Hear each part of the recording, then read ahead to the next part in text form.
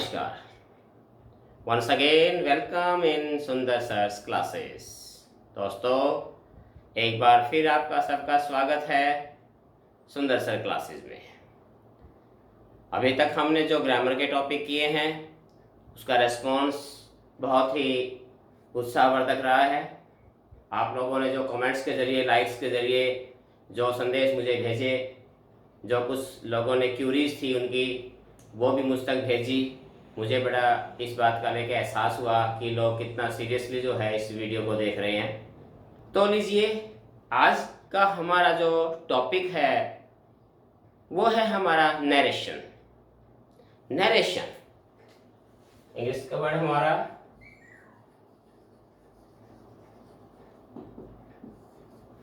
Narration.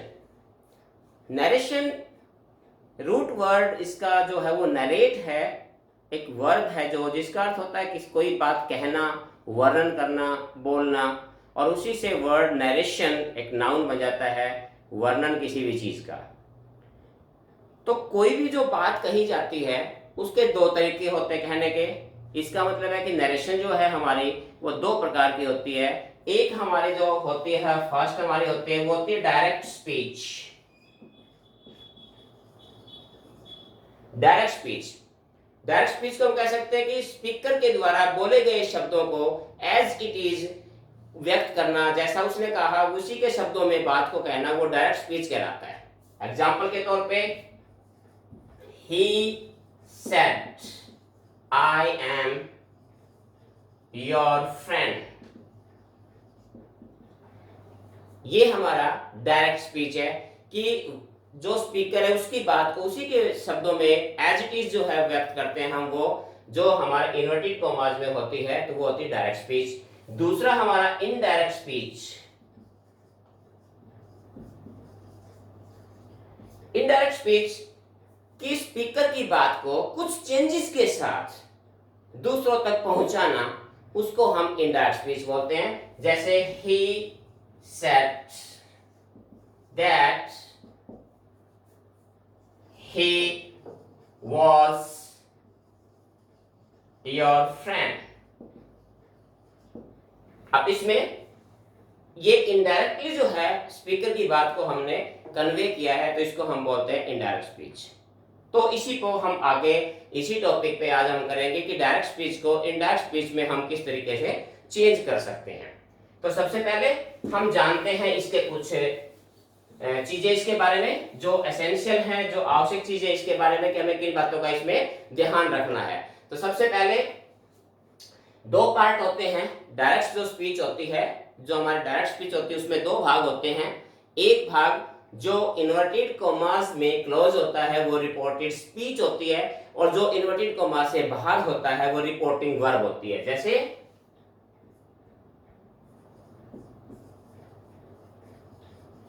the teacher said you are a good boy। अब इसमें देखिए दो भाग है इसमें। एक पार्ट ये है द टीचर सेड, और दूसरा पार्ट है you are a good boy. ये जो पार्ट है हमारा, इसको हम बोलते हैं रिपोर्टिंग वर्ब। Reporting verb. और ये भाग होता है जो इन्वर्टेड कॉमास में होता है, इसको हम बोलते हैं रिपोर्टेड स्पीच। दो पार्ट इसके होते हैं। ये दोनों पार्ट के बारे में जानकारी बहुत ही इंपॉर्टेंट होती है, क्योंकि विशेष तौर पे रिपोर्टिंग वर्ब जो हमारी होती है, इसी के अकॉर्डिंग ही रिपोर्टेड स्पीच का टेंस चेंज होते हैं, और इसी के जो प्रोनाउन होते हैं वो भी एज पर रिपोर्टिंग वर्ब के ही सब्जेक्ट या ऑब्जेक्ट के अनुसार होते हैं। इसलिए इसका हमें पता होना बहुत ही आवश्यक है। इसका पार्ट का पता होना, कौन सा पार्ट रिपोर्टिंग वर्ब है, कौन सा पार्ट रिपोर्टेड स्पीच है। तो ये है। अब इसमें हमने कुछ देखा कि किस प्रकार से दो भाग होते हैं। अब हम लेते हैं नरेशन को चेंज करते समय, डायरेक्ट को इनडायरेक्ट में चेंज करते समय हमने किन बातों का ध्यान रखना है। तो सबसे पहले इनमें जो हमने जो बातों का ध्यान रखना है वो सबसे पहले ये क्या है हमारे कि पंक्चुएशन मार्क्स। जो पंक्चुएशन होती है हमारे पास, उसको हमने किस प्रकार से रिमूव करना है। जैसे हमारे पास कॉमा होता है, इसमें इन्वर्टेड कॉमास होते हैं, तो इनको हमने किस प्रकार से अबॉलिश करना है, किस प्रकार से इसको हमने ओमिट करना है। तो इसमें क्या है रूल कि अगर जो इन्वर्टेड कॉमास होते हैं हमारे, ये इन्वर्टेड कॉमास होते हैं, इन्वर्टेड कॉमास को एंड करते हैं, फिनिश करते हैं, खत्म करते हैं, और इसके स्थान पे जो कंजंक्शन है हमारा, कंजंक्शन दैट का हम यूज करते हैं रिपोर्टिव वर्ब और रिपोर्टिव स्पीच को जोड़ने के लिए। ध्यान रखना सभी सेंटेंस में नहीं, केवल असर्टिव जो सेंटेंस होते हैं हमारे, सिंपल सेंटेंस, असर्टिव सेंटेंस होते हैं, उनमें इनडायरेक्ट स्पीच को डायरेक्ट स्पीच को इनडायरेक्ट स्पीच में बदलते समय हमने रिपोर्टिंग वर्ब को रिपोर्टिव स्पीच से जोड़ने के लिए हमने कंजंक्शन दैट का प्रयोग करते हैं। और जो कॉमा और इन्वर्टेड कॉमा जो होते हैं उनको हम हटा देते हैं, उनको हम साथ नहीं रखते। इसके अलावा अगर किसी भी सेंटेंस में, सेंटेंस के पीछे अगर क्वेश्चन मार्क है या फिर साइन ऑफ एक्सक्लेमेशन भी है, तो वो भी क्या होता है कि जब इनडायरेक्ट स्पीच बनाते हैं तो उससे ध्यान रखना कि ये दोनों मार्क्स यानी क्वेश्चन मार्क और एक्सक्लेमेशन मार्क जो है दोनों फुल स्टॉप में चेंज हो जाते हैं। मींस सेंटेंस की स्ट्रक्चर जो है वो एक असर्टिव सेंटेंस बन जाती है। तो इस बात का भी आपने ध्यान रखना है कि पंक्चुएशन मार्क किस प्रकार से हमने इसमें चेंज करने हैं। ये एग्जाम्पल के तौर पे जैसे मैं आपको एक बता देता हूं, जैसे सी सेड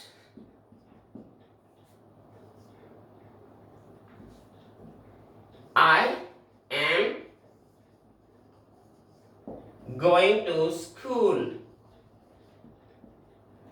अब ये assertive sentence है, इसके लिए क्या करना है हमने, she said। अब ये कॉमा और इन्वर्टेड कॉमा है, इनको हमने खत्म करना है। सेंटेंस assertive है, इसलिए हमने क्या करना है, यहां कंजंक्शन हमने लगा देना है, यहां that। तो that कंजंक्शन हमने लगा दिया। और चेंज ऑफ प्रोनाउन में अभी इसके बाद मैं आपको बताऊं चेंज ऑफ प्रोनाउन कैसे करने। सिर्फ मैंने आपको ये बताया अभी कि किस प्रकार से हमने ये कॉमा, इन्वर्टेड कॉमा, दैट, अगर इसको हम चेंज करें, that she was going to school, पीछे फुल स्टॉप और यहां पर भी जो कॉमा है इनको भी खत्म कर देंगे। इसी प्रकार से अगर सेंटेंस इंट्रोगेटिव है या सेंटेंस एक्सक्लेमेटरी सेंटेंस है या जिसके पीछे क्वेश्चन मार्क या एक्सक्लेमेशन मार्क है, तो उसको भी हमने क्या करना है कि इनडायरेक्ट स्पीच में बदलते समय उनको हम फुल स्टॉप में चेंज कर देंगे, क्योंकि सेंटेंस सिंपल बन जाता है, इसलिए पीछे फुल स्टॉप आएगा। तो ये कुछ एक थे हमारे पंक्चुएशंस का हमें किस प्रकार से ध्यान रखना है। अब इसका जो महत्वपूर्ण है, सबसे महत्वपूर्ण मैं समझता हूं कि नरेशन को समझने में सबसे महत्वपूर्ण जो रोल होता है वो होता है प्रोनाउंस का। प्रोनाउंस का इसको थोड़ा सा ध्यान से समझना, क्योंकि मेरे विचार से सबसे इंपॉर्टेंट जो होता है चेंज ऑफ प्रोनाउन जो है वो डायरेक्ट इनडायरेक्ट स्पीच के अंदर सबसे इंपॉर्टेंट रोल होता है, वो होता है चेंज ऑफ प्रोनाउन का। तो इससे पहले कि चेंज ऑफ प्रोनाउन करना सीखें, मैं आपको एक टेबल बताता हूं कि जो प्रोनाउन की जो टेबल होती है आपने देखी भी होगी, तो वो सबसे पहले महत्वपूर्ण है, आपको वो टेबल का ज्ञान होना बहुत जरूरी है। मैं आपके सामने वो टेबल बनाता हूं प्रोनाउन के अंदर। इसमें सबसे पहले लेते हैं हम यहाँ पर्सन। आपको पता है कि इंग्लिश में 3 पर्सन होते हैं, फर्स्ट पर्सन, सेकंड पर्सन और थर्ड पर्सन। और उसके बाद प्रोनाउन के केस होते हैं, जैसे पहला जो केस होता है वो नॉमिनेटिव, जिसको हम सब्जेक्टिव भी बोल देते हैं, नॉमिनेटिव या सब्जेक्टिव केस, ऑब्जेक्टिव, और तीसरा होता है आपका पॉजेसिव। ये 3 केस होते हैं, सब्जेक्टिव, ऑब्जेक्टिव और पॉजेसिव। में जो सब्जेक्ट के स्थान पे आता है सब्जेक्टिव केस, ऑब्जेक्ट के स्थान पे है ऑब्जेक्टिव और पॉजेसिव इसका थर्ड। अब पर्सन में फर्स्ट पर्सन जो होता है, फर्स्ट पर्सन में आपको पता है कि सब्जेक्ट, इसमें सब्जेक्टिव या नॉमिनेटिव केस जो होता है वो क्या होता है आई, और प्लूरल के अंदर होता है वी। ये इसका नॉमिनेटिव केस है। आई का ऑब्जेक्टिव केस जो बनेगा वो क्या हो जाएगा, मी, और वी का नॉमिनेटिव केस बनेगा वो, सॉरी ऑब्जेक्टिव केस बनेगा वो हो जाएगा अस। और फिर इसका हम पॉजेसिव केस में चेंज करेंगे तो ये हो जाएगा हमारा माई और माइन। तीसरा अस का अगर हम वी का ले, आर आवर्स। ये हमारा फर्स्ट पर्सन। अब सेकंड पर्सन अगर हमने, सेकंड पर्सन में होता है यू। सेकंड पर्सन में क्या होता है? यू। यू का सॉरी यहां हम लिखते हैं second person. Second person, second person का नॉमिनेटिव होता है यू, इसका ऑब्जेक्टिव भी यू होता है, और इसका जो पॉजेसिव होता है वो योर और योर्स। तीसरा, ये सेकंड पर्सन हो गया हमारा। थर्ड पर्सन में आपको पता है कि जेंडर और नंबर के अनुसार अलग अलग होते हैं। ही, शी, प्लूरल इनका होता है दे, और इट। इंट्रोडक्टरी सब्जेक्ट कहलाता है इट। तो ये हमारे यहाँ मैंने लिख दिया, वैसे ये थर्ड पर्सन है ये। तो इनके ये जो है हमारे ये नॉमिनेटिव केस है।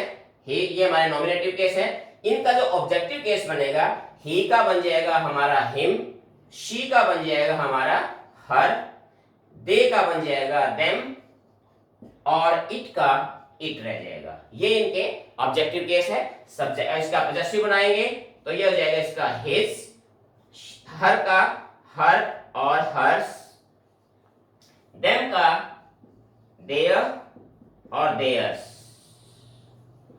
और इट का इट्स। अब एक बात आपने थोड़ा सा मैं आपको यहां बताना चाहूंगा कि ये कई के मन में विचार होगा कि ये डबल डबल कैसे लिखे हैं। तो मैं आपको ये बताऊं कि जब आप प्रोनाउंस का चैप्टर अगर करेंगे तो वहां आप ये क्लियर भी हो जाएगा। मैं थोड़ा सा ब्रीफ में आपको मैं बताता हूं कि ये जो दो है पार्ट क्या होता है। इसमें दो है पॉजेसिव है। इसमें क्या होता है, एक एडजेक्टिव होता है और एक प्रोनाउन होता है इसमें, ठीक है। तो ये जो पार्ट है हमारा my, our, your, his, her, their, ये हमारे हैं, ये हैं हमारे पॉजेसिव एडजेक्टिव। पॉजेसिव एडजेक्टिव्स हैं ये। और ये जो है माइन, आर्स, ये एक्चुअल में हमारे पॉजेसिव प्रोनाउन है। तो इस चीज को थोड़ा सा अंतर आपको ध्यान में रखना है। ये टेबल मैंने इसलिए बताई है क्योंकि चेंज ऑफ नरेशन के अंदर सबसे इंपॉर्टेंट रोल जो होता है वो प्रोनाउंस का होता है।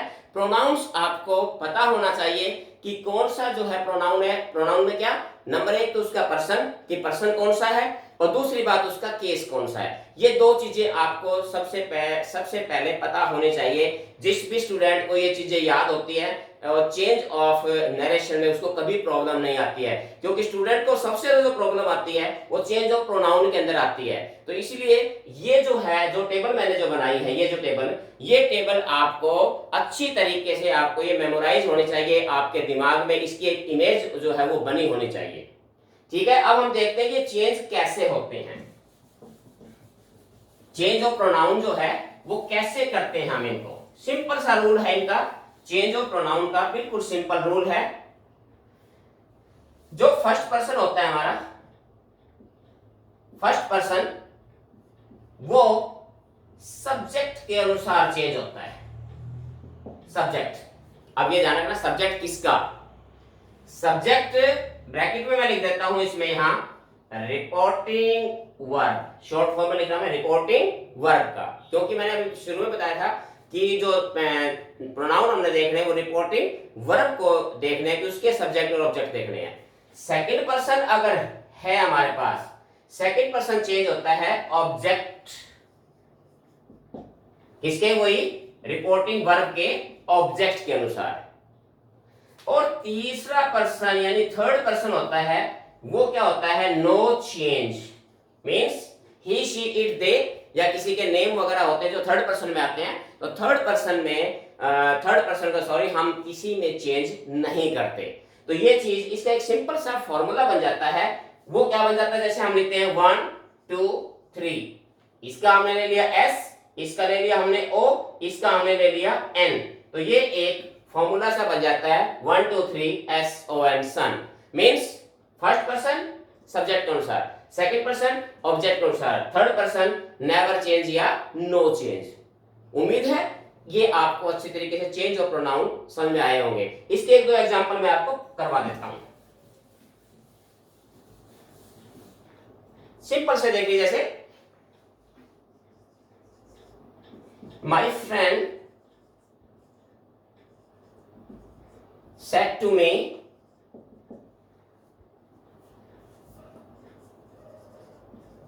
you are my good friend. ये असर्टिव सेंटेंस है। मैंने एग्जांपल, सिंपल सा एग्जांपल लिया है सिर्फ आपको ये बताने के लिए कि चेंज ऑफ प्रोनाउन कैसे करना होता है। अब यहां देखिए, इसमें यहां ये रिपोर्टिंग वर्ब है, तो यहां हमने इसमें माय फ्रेंड सेड टू को हम यहां टोल्ड में, आगे मैं बताऊंगा कि इसको कैसे बदलते हैं। My friend told me. अब यहां हमने ये पढ़ चुके हैं कि दोनों सेंटेंस, ये दोनों को रिपोर्टिंग वर्ब और स्पीच को जोड़ने के लिए, इनको कॉमा को खत्म करने के लिए कंजंक्शन हम दैट का यूज करेंगे यहां पर, दैट। अब यहां देखिए, चेंज ऑफ जो प्रोनाउन करने होते हैं वो रिपोर्टेड स्पीच के करने होते हैं। अब रिपोर्टेड स्पीच में फर्स्ट जो हमारे पास प्रोनाउन आ गया वो ये है यू। यू सब्जेक्टिव केस है, सब्जेक्ट के स्थान पे आ रहा है। यू कौन सा पर्सन है? सेकंड पर्सन है। सेकंड पर्सन किसके अनुसार बदलता है? ऑब्जेक्ट के अनुसार। ऑब्जेक्ट किसका? रिपोर्टिंग। ये रिपोर्टिंग वर्ब है, तो रिपोर्टिंग वर्ब में ये सब्जेक्ट है, ये वर्ब है, तो ये इसका क्या है? ऑब्जेक्ट है। तो यानी यू सेकंड पर्सन किसके अनुसार बदलेगा? ऑब्जेक्ट के अनुसार। ऑब्जेक्ट यहां पर है मी। मी कौन सा पर्सन है? फर्स्ट पर्सन है। अब क्योंकि मी फर्स्ट पर्सन का ऑब्जेक्टिव केस है, लेकिन यहां पर जो केस आना है वो क्या है? सब्जेक्टिव केस आना है। अर्थात तो सब्जेक्टिव केस, तो यहां हम मी का सब्जेक्टिव केस यहां लिखेंगे, तो मी का सब्जेक्टिव केस क्या होता है यहां पर? आई। फर्स्ट पर्सन का सब्जेक्टिव केस क्या होता है? आई। आई, आर जो है यहां वॉज वर्ब में बदल जाएगा, आई वॉज। अब यहां फिर देखिए माई। माई क्या हो गया? वही फर्स्ट पर्सन है, फर्स्ट पर्सन का पॉजेसिव है, तो फर्स्ट पर्सन किसके अनुसार बदलेगा? फर्स्ट पर्सन यहां सब्जेक्ट के अनुसार बदलेगा। अब सब्जेक्ट में देखिए, सब्जेक्ट में क्या है? माई फ्रेंड जो है वो कौन सा पर्सन है? माई फ्रेंड यहां पर थर्ड पर्सन है। आई यू वी को छोड़ के बाकी कुछ बचता है वो सारा थर्ड पर्सन होता है। अब थर्ड पर्सन के अंदर भी क्या होता है? थर्ड पर्सन के अंदर भी हमें देखना होता है कि वो मैस्कुलिन है, फेमिनिन है और सिंगुलर है या प्लूरल, मींस जेंडर और नंबर हमें देखने होते हैं, जेंडर और नंबर। अब इसमें जेंडर क्या है? जेंडर तो कोई भी हो सकता है, यहाँ मेल और फीमेल दोनों हो सकते हैं, क्योंकि कोई इसमें कोई क्लैरिफाई नहीं किया गया है, क्लासिफाई नहीं किया गया यहाँ कौन है। लेकिन ये नंबर क्या है? नंबर सिंगुलर है। माई फ्रेंड है, सिंगुलर है, तो सिंगुलर है जिसका मतलब यहाँ सब्जेक्ट या तो ही आ सकता है, यहाँ पर शी, कोई भी आ सकता है दोनों में। तो यहाँ पर क्या है कि ही और शी, जब यहाँ पर केस है ये पॉजेसिव है, तो इसका मतलब है कि हम इसका भी पॉजेसिव केस ही लिखेंगे यहाँ। तो I was his good friend.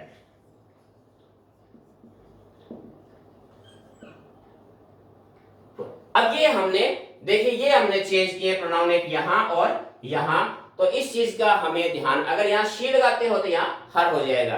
तो ये है हमारे चेंज ऑफ प्रोनाउन की चेंज। देखिए सबसे इंपॉर्टेंट जो है इसके अंदर चेंज ऑफ प्रोनाउन, जो स्टूडेंट अक्सर मिस्टेक करते हैं वो चेंज ऑफ प्रोनाउन के अंदर करते हैं, इसलिए मैं आपको सिर्फ यही बताना चाहता हूं कि इसके ऊपर आपने विशेष ध्यान देना है। इसके अलावा टेंस के अंदर हम, या जो रिपोर्टेड स्पीच का जो हमने ये टेंस चेंज किया है, तो चेंज ऑफ टेंस जो है हम कैसे करते हैं उसका हम और थोड़ा सा ध्यान दे लेते हैं। Change in tense, change in tense.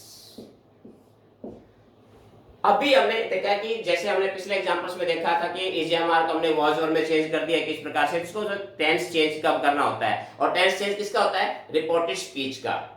तो उसके 2-3 रूल हैं, वो मैं आपको बता देता हूं, तो उनको थोड़ा सा आपने ध्यान में रखने हैं। पहला रूल क्या है? फर्स्ट रूल नंबर 1 क्या है कि यदि रिपोर्टिंग वर्ब, हमारी रिपोर्टिंग वर्ब प्रेजेंट या फ्यूचर टेंस में अगर है, प्रेजेंट या फ्यूचर टेंस में अगर हमारी रिपोर्टिंग वर्ब है, तो ये ध्यान रखना है कि जो रिपोर्टेड हमारी स्पीच है उसका टेंस जो है वो नहीं बदलेगा, नो चेंज। समझ में आया आपको कि अगर रिपोर्टिंग वर्ब में प्रेजेंट या फ्यूचर टेंस है तो रिपोर्टेड स्पीच का टेंस नहीं बदलेगा। एग्जांपल देख लीजिए इसका।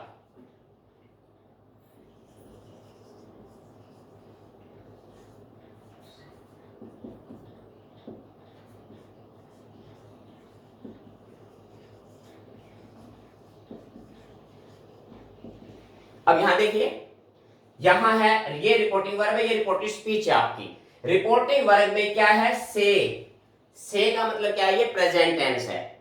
से होता है या सेज हो सकता है, टेल है या टेल्स है, या फिर फ्यूचर में अगर हम जाएं तो विल या शेल के साथ अगर ये आ जाए, विल से, शेल से, या तो इस प्रकार से अगर आ जाए प्रेजेंट फ्यूचर टेंस अगर रिपोर्टिंग वर्ब है तो इसका टेंस नहीं बदलेगा। टेंस का मतलब क्या हो जाएगा फिर यहाँ यू से का से रह जाएगा, यहाँ कंजंक्शन हमने यहाँ दैट लगा देना है, यू से दैट। अब यहाँ देखिए वही प्रोनाउन आ गया ही। अब कौन सा पर्सन है ही हमारा थर्ड पर्सन है और third person no change means he का ही रह जाएगा यहाँ।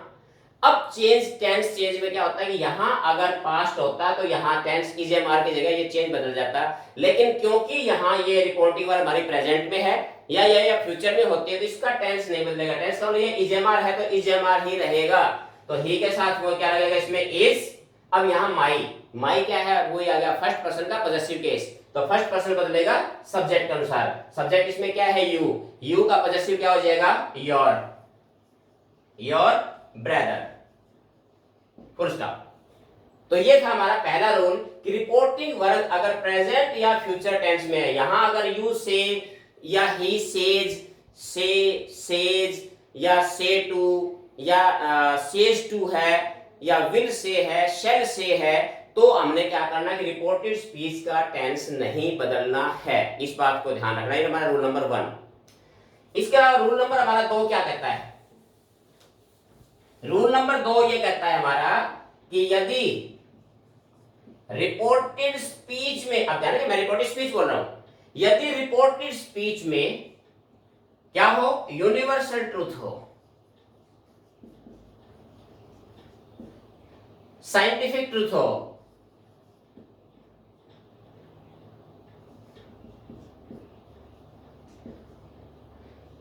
परमानेंट ट्रूथ हो या कोई हिस्टोरिकल फैक्ट हो, हिस्टोरिकल फैक्ट अगर आ जाए, ऐतिहासिक कोई घटना आ जाए या कोई हैबिचुअल एक्शन आ जाए, कोई proverb uh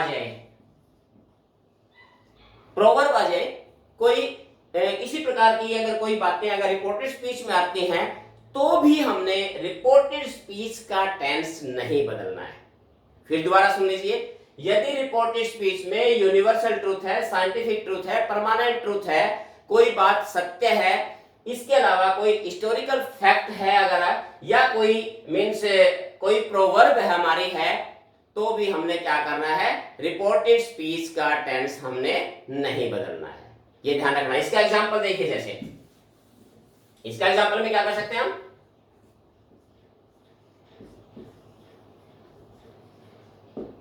The teacher said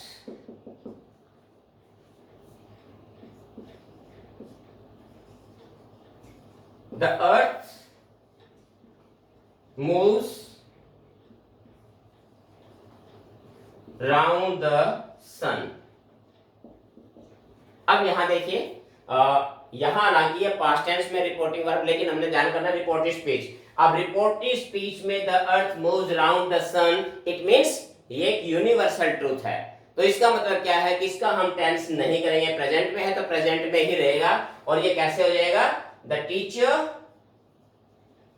said, conjunction वही हमने दैट लगाना है दैट, और ये सेंटेंस एज इट इज लिखा जाएगा, द अर्थ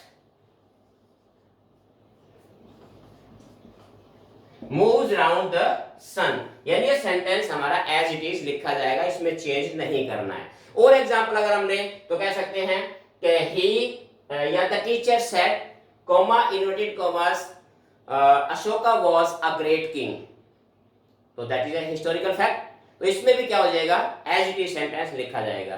तो इस प्रकार से इसमें रूल में हमने ये ध्यान रखना है कि यदि रिपोर्टेड स्पीच में कोई यूनिवर्सल ट्रूथ, परमानेंट या scientific truth, habitual action, historical fact या फिर कोई प्रोवर्ब है, तो इस प्रकार के सेंटेंसेस में हम रिपोर्टेड स्पीच का टेंस नहीं बदलेंगे। दोस्तों आज के लेसन में सिर्फ इतना ही। इसका जो part 2 change of narration part 2 में हम सीखेंगे चेंज इन टेंसेस भी। कौन सा जो टेंस जो हमारे होते हैं, जो हमारे प्रेजेंट, पास्ट और फ्यूचर टेंस होते हैं, इनको हम किस टेंस में चेंज, कौन सा टेंस किस में चेंज होगा। इसके अलावा इंपेरेटिव सेंटेंसेस है, एक्सक्लेमेटरी सेंटेंसेस हैं और इंट्रोगेटिव सेंटेंसेस है, उनको हम किस प्रकार से नरेशन चेंज करेंगे, उनकी डायरेक्ट से इनडायरेक्ट या इनडायरेक्ट से डायरेक्ट में कैसे चेंज करेंगे, किस कौन कौन से रूल है, कौन सा टेंस किस में चेंज होता है, ये हम सब इसका नेक्स्ट पार्ट जो हमारा अभी आएगा उसमें हम ये सब चीजें सीखेंगे। उम्मीद है कि जितना मैंने आज ये बताया है आप इसका अभ्यास करेंगे। अगर किसी प्रकार की कोई समस्या आती है, कोई क्यूरीज है आपकी, कोई किसी प्रकार की भी कोई सुझाव एडवाइस कोई किसी प्रकार का है तो सहर्ष आमंत्रित है कमेंट के जरिए, लाइक के जरिए मुझ तक जरूर पहुंचाए। उम्मीद है ये आपके लिए बेनिफिशियल होगा। Have a nice day. Thank you.